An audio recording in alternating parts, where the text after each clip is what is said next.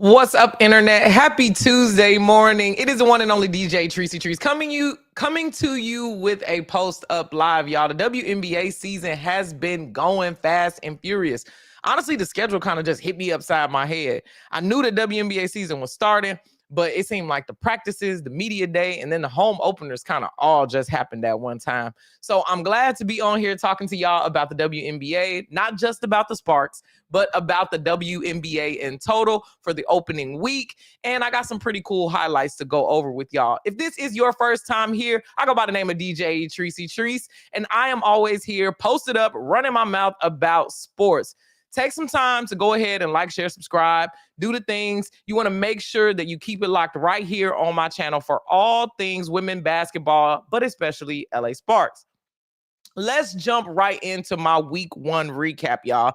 First and foremost, the WNBA and all of these star players swapping and going to different places is crazy. The only team that's pretty much two teams that are pretty much still intact the way that they were are the teams that were in the finals last year, which is the Minnesota Lynx and New York Liberty. Speaking of the Liberty, oh my God, they got their rings, y'all. That ring ceremony was phenomenal. They got huge rocks. Again, the New York Liberty are an OG WNBA franchise, meaning they were one of the originals. They were actually a part of the first game in the WNBA. It was the Sparks versus the Liberty. The Liberty won that game, but they have just won their first championship last year. Now, Jackie Ray from Jackie Ray TV reminded me that Cheryl Reeves, actually, you know what? I think it was Sabrina Merchant from The Athletic. She reminded me that Cheryl Reeves, the coach of the Minnesota Lynx, actually threw some shade when the New York Liberty won and said, well, they're finally winning their first championship. Like, kind of wild that it took them this long to win their championship, but congrats to the New York Liberty and everybody over there. They're talking about running it back, but every team in the W is going to make sure that that is not going to happen this year, but they are looking good. Neither here nor there. The only two teams that are remaining that are the same, like I said, are the New York Liberty and the Minnesota Lynx. Other than that, it's pretty much new team, new season, new vibes. And there are some big surprises. So let's just go through some of the standout performances from week one. Let's start with Kaitlin Clark. Y'all, Kaitlin Clark is always the topic of discussion. This week, there's been a lot of racism and all this, you know, with the Angel Reese flagrant file. I'm just not going to talk about that. I'm done with it. I feel like it's clickbaity. I don't want none of her fans to come over here and talk to me, to be completely honest. So I'm just going to talk about her performance. All right. She did a great job versus the Chicago Sky. She had a triple-double.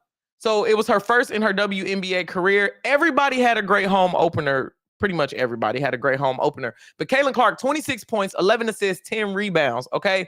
This was her, like, welcome to the W moment, in my opinion. Last year, she had to prove herself to all these people who were like, oh, her game's not going to translate, blah, blah, blah. This year, she has a new coach, new pieces around her, and she's really flexing on how she can use them to her advantage. She also put on some weight in the summertime, you know, just getting a little stronger so that she can finish through contact. Coming from college to the WNBA, that's always the number one like thing that we see people struggling with is, right, you're getting blocked, you're getting tossed around by people like Diana Taurasi and Brittany Griner. But Kaitlin Clark put on some extra weight to make sure that this year she can finish through contact and get her team to the playoffs. That's the goal. So her vision and transition is really the big thing. She be throwing some dimes, y'all. Great passes, no looks. Other than the fact that she can pull up from a logo at any point, she also can get the ball to her teammates, which is going to be a huge, huge benefit this year using Kelsey Mitchell, Aaliyah Boston. They even picked up, who they pick up? Natasha Howard. Like, come on, the Indiana Fever, Dewana Bonner. Like, they have a great squad around there. So I think the Indiana Fever will be a top 3 team. No questions asked as long as everybody stays healthy. Let's move on to my LA Sparks. Kelsey Plum had her home opener debut, y'all. But not in the home opener debut. The Sparks actually opened up the season in Golden State with the Valkyries at their first ever official season game, and Kelsey Clark ruined that for them. They did not get the win because Kelsey Plum, sorry, y'all. It's early in the morning, as you can see, 8 a.m. But anyway, Kelsey Plum dropped 37 points in her Sparks debut. I am going to let you know right now, the Sparks need to be on your radar. I know that you might not be familiar with the game that a lot of these players have, but Kelsey Plum joining the LA Sparks is a game changer. There are only 3 players that are under 6 feet, Kelsey Plum being one of them.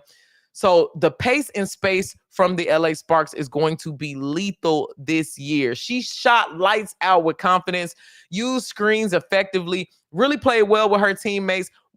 First time we saw her back linked up in a regular season game with her past teammate, De'Erica Hamby. It's going to be a great time this year. Last year, the Sparks were looking for a player that they could completely run their offense through. And this year is going to be Kelsey Plum.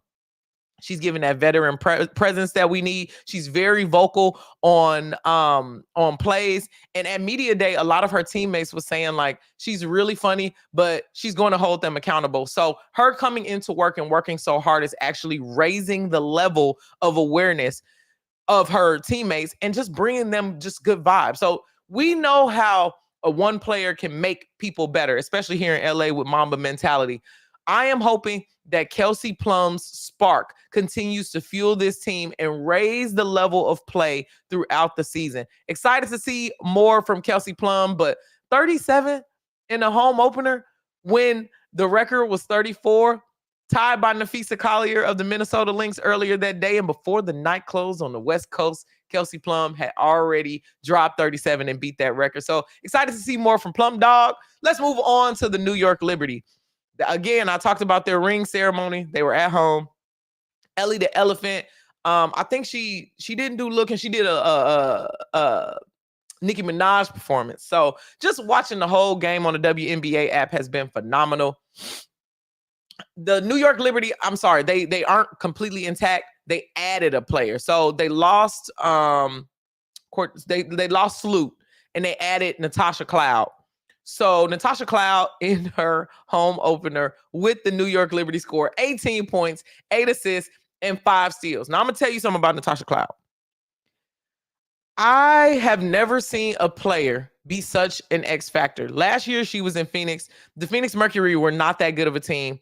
They came into crypto.com arena, and I'll never forget this because we were up, and then all of a sudden Natasha Cloud just explodes for points.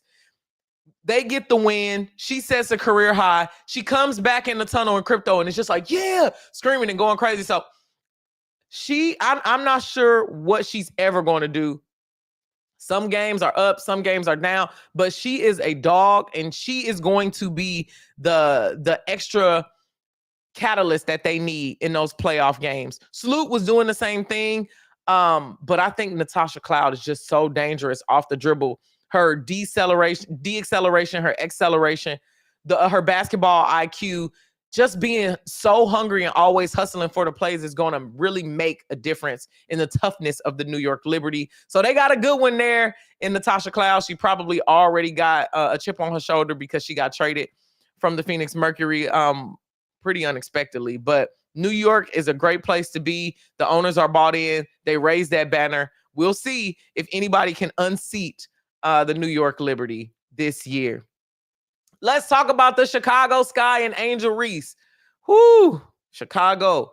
Chicago is in the rebuilding phase. They let all their players go. You would think that on paper they look a lot better than they actually are. Tyler Marsh, their coach, who came over from the Aces, he's got a lot on his plate because they're just not looking as good as we thought they were going to play.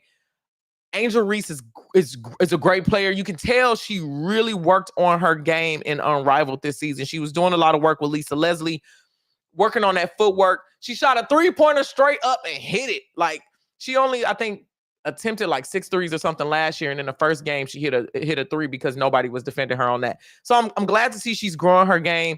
She is going to be the standout player in Chicago. Cardoza, I'm looking for her to show up a little bit more. She missed a lot of easy shots. Also, she gets a little bit frustrated in foul trouble a lot of times. So the Chicago Sky, y'all got something to be working on there. I'm not sure what was happening there, but we'll keep our eyes on Chicago. There were 2 surprises for me. Now, I knew that Satu Sabali in Phoenix was a great move with Alyssa Thomas. I didn't think they would be as good as they are. The two of them together, they don't even have Natasha Mack or because I think she's out. Mack and somebody else is out with a back injury. They're not fully healthy, but they looked good. And again, that home opener could just be that home opener, but they were looking a lot better than I thought they would be. I'll keep my eyes on the Phoenix Mercury. The biggest surprise of the week was the Washington Mystics. I thought for sure they were crazy for letting Van Loo go. They ended up getting Kiki Iriafen and Sonia Citron. Oh my God, the chemistry already. These girls are rookies and they are already second. They started the season 2-0. The only other team that's 2-0 is the the Minnesota Lynx. Minnesota Lynx are 2-0. The Washington Mystics are 2-0. And everybody else hasn't played their second game. Actually, the Sparks played 2 games. They're 1-1. So are the Seattle Storm.